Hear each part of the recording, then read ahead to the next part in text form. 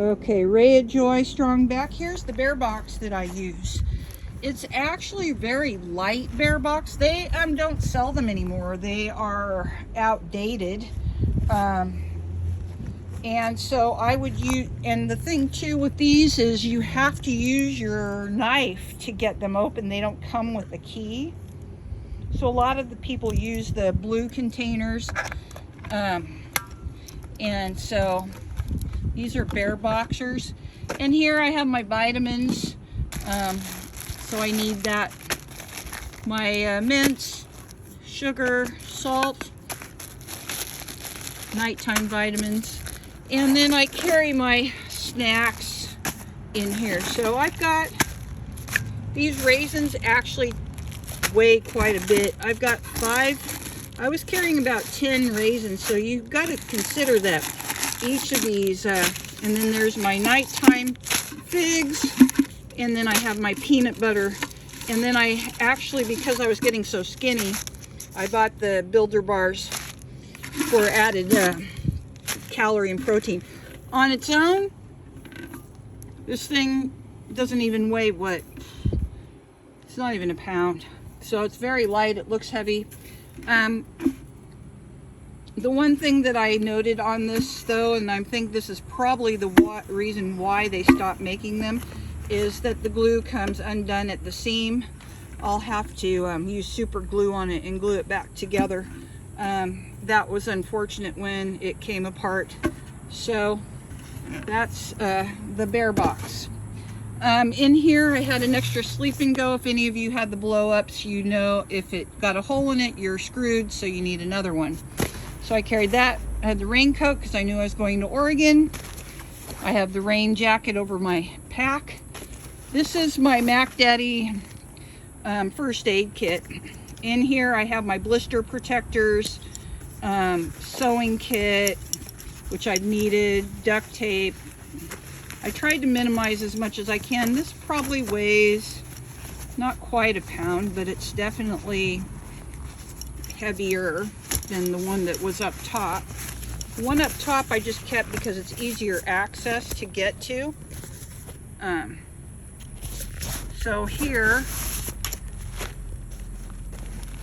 in this I needed my blister protectors right away, but now as my feet healed I didn't need them anymore. But this is what, if you get blisters, I'm telling you guys, man, get these glacier gels. That just saved my life. The unfortunate thing is when I had them when I had to do water crossings, and these things are not cheap on the trail. I think I paid like $10 at one point for just a package of them. It's unfortunate that they just rob you in these trails with the increase nearly double. I think that's ridiculous. And then I have my day pack. So this has been useful for me if I have to carry water down the trail and leave my heavy backpack up. I'm trying to think. Or, you know, if I wanted to do, like when I was at Red's Meadow, I took a day and just explored, and I just used that to carry my stuff. So now I have this pack. It is completely empty. Oh no, I lie. I have side compartments. So in the side compartments, I have the baskets in case, you know, you need them. I got rid of my ice axe. Man, that was a pain in the butt to carry. So I kept those baskets just in case Mount Hood was snowy. I have my hat and my gloves and camp suds, so I use that for washing my face and my hands. Didn't really have any dishes to do because I ate out of the plastic bag. And then of course the women now use these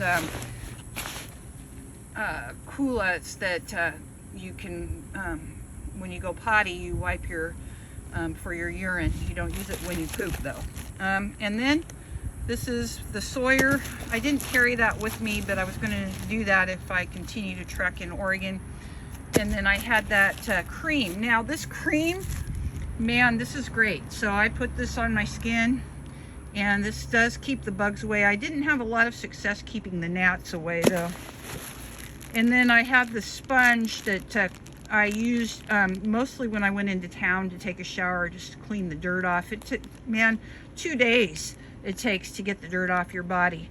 I think I used it in a creek once. And then I bought these a while ago. I like them. They're dry towel microfiber. I had 2 of them, and then I mailed myself back one because I didn't use them really.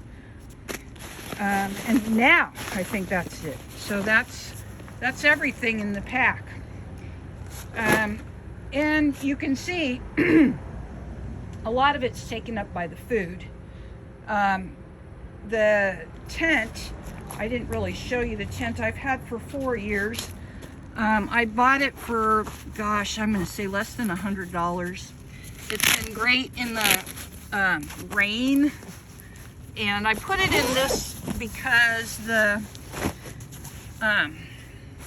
pack that this comes in is starting to rip. I do carry rope, so when I want to hang up my stinky stuff, I hang it on that.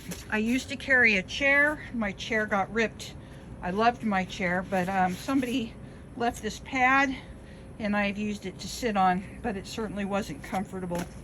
A lot of people will use the pad instead of the blow-ups, and they use it to lie down on, and that's a good concept if you're not wanting to sit on wet dirt. I did carry a rat sack with me. Honestly, I didn't really need the rat sack.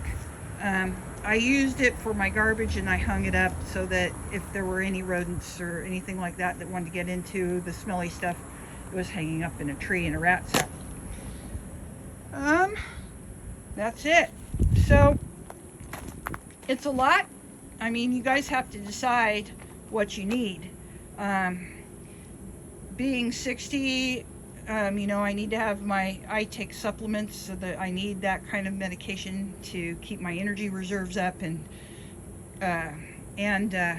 you know, glasses, things like that, so I can see. You know, you have to kind of decide what it is that you need to do. If I had to do it again, I would make sure shoes are important. I certainly don't like hiking over water with wet shoes, so that's not in my deal.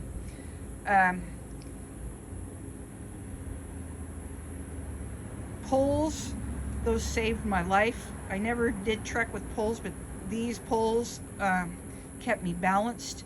I probably fell 4 or 5 times on the trail. 3 of them were injuries, but I got over them pretty quick. So there's a lot of water crossings, going over blowdowns, they call them. So, and some of these trees were huge. You couldn't go under them, you couldn't go around them, you had to go over them. So here I am with this pack, hugging trees and just kind of gliding on my guts just to get over the top, and that makes it hard. Going through water crossings, or a lot of people will walk on the logs. Well, that doesn't happen with this pack. I just get imbalanced, and because of the heaviness of the pack, it threw me off.